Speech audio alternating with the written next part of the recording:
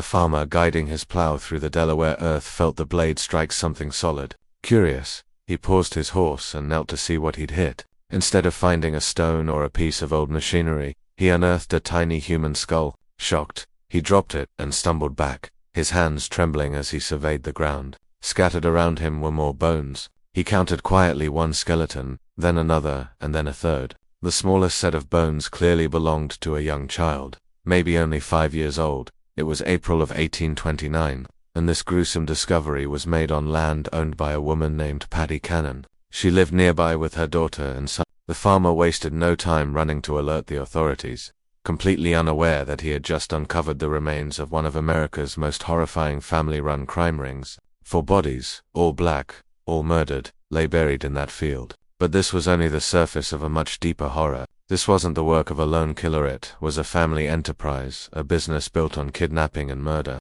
For more than 10 years, Patty, her daughter, and her son-in-law had worked together, killing, burying bodies, and splitting the profits. The authorities would soon realize that these 4 bodies were just the beginning. This story is one of the darkest in American history. If you're drawn to true crime stories that expose the most chilling sides of human nature, make sure to subscribe and turn on notifications for more content like this. Patty Cannon's origins are shrouded in mystery. She was born around 1760, though her exact birth date is unknown. Some sources claim her real name was Lucretia Patricia Hanley. She grew up during the Revolutionary War, a time when life was hard for most families. Money was tight, and survival often meant doing whatever was necessary. Patty eventually married a local farmer named Jesse Cannon, and together they settled near what is now Reliance, Delaware, right on the border with Maryland. This location would become a key part of their criminal activities. If the police came looking for them in one state, they could simply cross into the other and avoid capture. Patty and Jesse had at least one daughter. Jesse died around 1826, leaving Patty to run things on her own. But she wasn't alone for long. Her daughter had married twice, and both husbands were criminals. The first, Henry Brighton, was a blacksmith who kidnapped free black people and sold them into slavery. He was caught and jailed in 1811, but managed to escape. Eventually, he was recaptured and executed for murder. After Brighton's death, Patty's daughter married Joe Johnson, who owned a tavern not far from Patty's home. Johnson would become Patty's closest partner in crime, and together they built what became known as the Reverse Underground Railroad. While the real Underground Railroad helped enslaved people escape to freedom, the Cannon-Johnson gang did the opposite. They kidnapped free black people and sold them back into slavery. By 1829, this family operation had been running for over a decade. They had kidnapped hundreds of people and killed anyone who threatened their business. The family worked as a tight-knit team. Patty provided the house where victims were hidden. Johnson supplied the tavern and boats for moving captives. And Patty's daughter helped manage the prisoners. She even took pleasure in watching her husband beat them. The gang also recruited other criminals, both white and black, as well as people of mixed race. The black accomplices were especially useful because they could approach free black people without raising suspicion. One key member was John Purnell, a mixed-race man who used several aliases. He acted as a decoy, luring young black men onto the gang's boats. Another was Henry Carr, who assisted with kidnappings and transportation. Even Robert Brighton, a relative of Patty's first son-in-law, was involved. Crime seemed to run in all the families connected to this operation. What made this case even more horrifying wasn't just the kidnapping and selling of innocent people, it was the cold, casual way the family murdered anyone who became a problem. Children who cried too loudly, adults who insisted on their freedom, or witnesses who knew too much or were killed without hesitation. The Cannon family buried their victims right on their own land, hiding the evidence in plain sight. The Cannon-Johnson gang thrived during a unique moment in American history. In 1807, Congress had outlawed the importation of new slaves from Africa. At the same time, cotton farming was booming in the Deep South. The invention of the cotton gin made it possible to profit from short-staple cotton, and plantation owners needed more laborers than ever before. This created a massive demand for slaves within the United States, and prices soared. A single enslaved person could be sold for thousands of dollars. Meanwhile, thousands of free black people lived in Maryland, Delaware, and nearby Philadelphia. Many had been freed after the Revolutionary War, while others were born free to mixed-race families. Philadelphia, in particular, had the largest free black population in the North, but it lacked a professional police force, making it an easy target for kidnappers. The Cannon gang took full advantage of these circumstances. kidnapping free people in the North and selling them for huge profits in the South. Local white communities often turned a blind eye to the disappearances of black people. Even when families reported missing loved ones, authorities rarely investigated. The gang's methods were carefully planned. They would approach free black people, especially young men at docks and waterfronts, offering jobs on boats or promising work. Once the victims were isolated, gang members would overpower them, binding them with chains and ropes.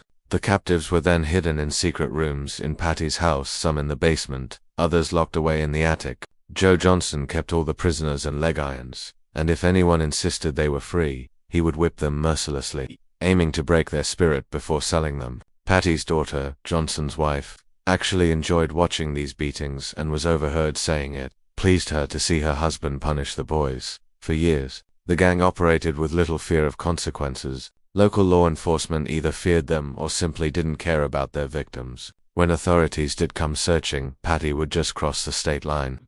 Knowing Maryland and Delaware police couldn't pursue her across borders, but by the mid-1820s, things began to shift. Philadelphia elected Joseph Watson as mayor, a Quaker who genuinely cared about helping kidnapped black people. Watson teamed up with Pennsylvania Governor John Andrews, and together they began serious efforts to rescue victims and prosecute the gang.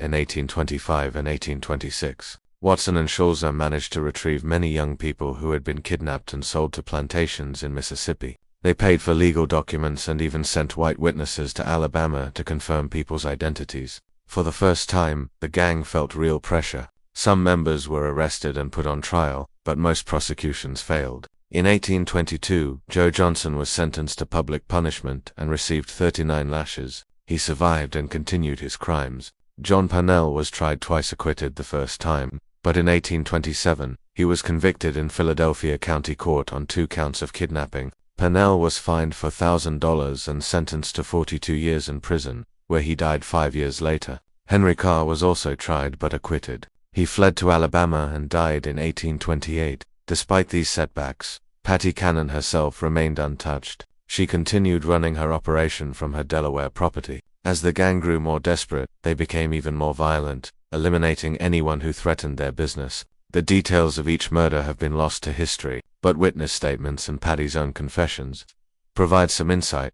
One of the most important witnesses was Cyrus James, a mixed-race man who had been enslaved by Patty since he was 7 years old. He grew up in her household and took part in many of the gang's crimes. James later testified that he saw Patty carry an injured black child, still alive, out in her apron. The child never returned. James often acted as a decoy for the gang, using his appearance and familiarity with Patty's operation to gain the trust of free black people. But he also witnessed the murders and knew where the bodies were buried. Eventually, his testimony would play a crucial role in bringing Patty to justice. The gang killed their victims for many reasons. Sometimes, children were murdered simply because they cried too much during transport. Any noise could attract unwanted attention. Adults who refused to accept their fate and kept insisting on their freedom were also at risk. The gang preferred to sell people who acted submissively, as defiant captives were harder to control and worth less money. Some victims were killed just because they had seen too much and could potentially identify the gang members. For the Cannon family, each murder was a calculated decision, a way to protect their profits and eliminate threats. Patty's property was the perfect place to hide the evidence. The land was rural and isolated, giving her plenty of space to bury bodies without neighbors noticing. But this strategy would eventually become her downfall. By burying all the bodies on her own land, Patty left behind undeniable proof of her crimes.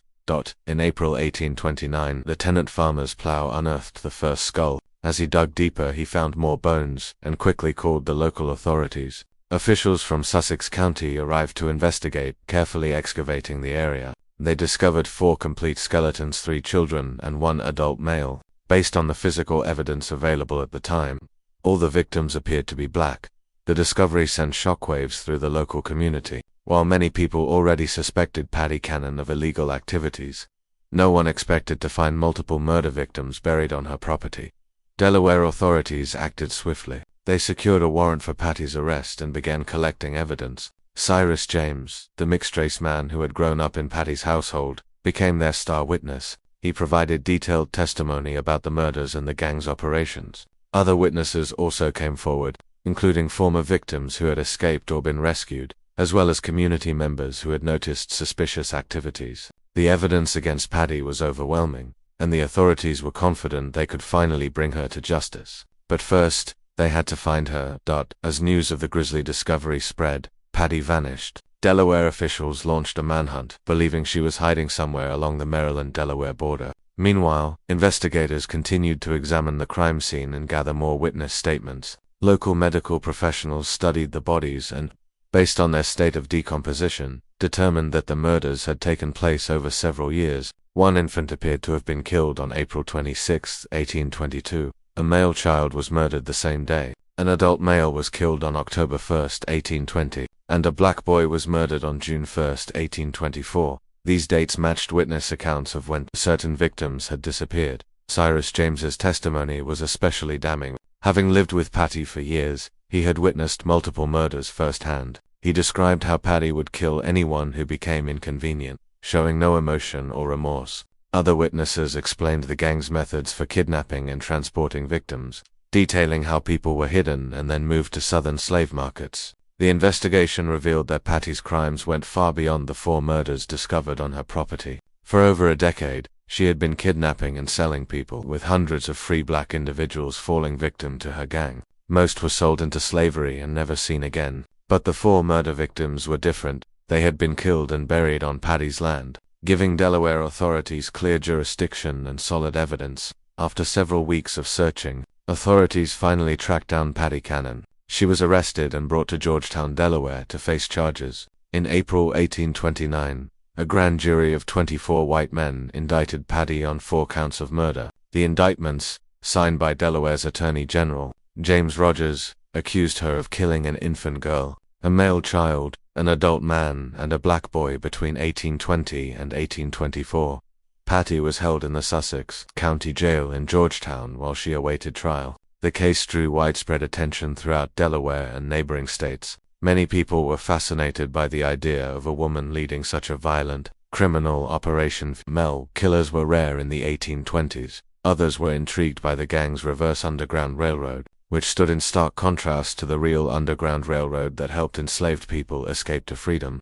But Patty Cannon would never stand trial for her crimes. On May 11, 1829, she was found dead in her jail cell. At the time of her death, she was believed to be between 60 and 70 years old. Before she died, Patty confessed to nearly 24 murders, admitting that she had killed far more people than the 4 whose bodies were found on her property. There are conflicting reports about how she died. Some say she took poison to avoid execution, while others believe she died of natural causes. Years later, a novel called The Entailed Hat claimed she poisoned herself, but that account was fictional. What is certain is that Patty died before she could be brought to justice. The families of her victims never saw her face trial or punishment.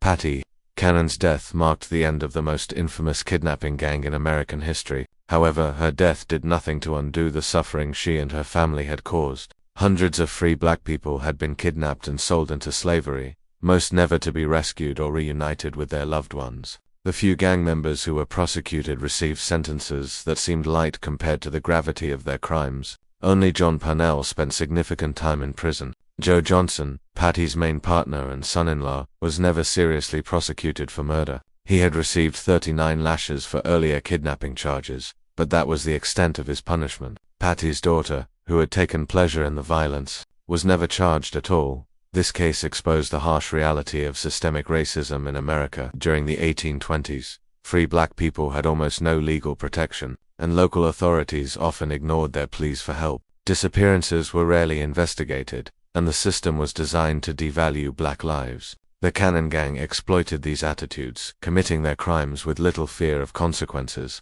Their location on the Maryland-Delaware border allowed them to evade prosecution for years, simply by crossing state lines when threatened. Mayor Joseph Watson of Philadelphia and Governor John Andrew Schulze deserve recognition for their efforts to rescue victims and bring the gang to justice. But even their determination was not enough to overcome a system that didn't value black lives. The crimes of the Cannon Gang became part of American folklore, inspiring books and articles for decades after Patty's death. Many of these stories blurred the line between fact and fiction, sometimes portraying Patty as more cunning or glamorous than she really was. The truth was far more disturbing.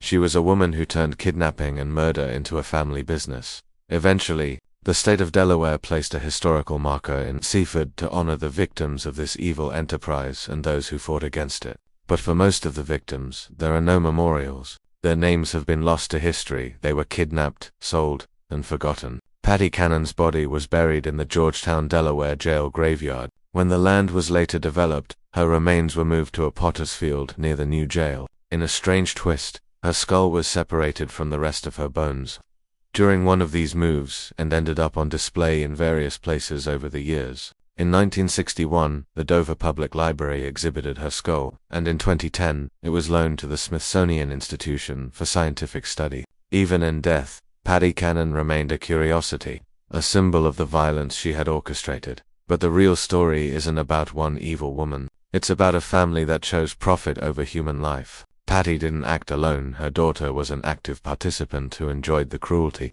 and her son-in-law, Joe Johnson, was just as guilty of kidnapping and murder. They recruited other family members and criminals, turning crime into a multi-generational business. Most disturbing of all, they got away with it for more than a decade, not because they were especially clever, but because of the racism embedded in the system. Local authorities often knew what was happening but rarely intervened when the victims were black.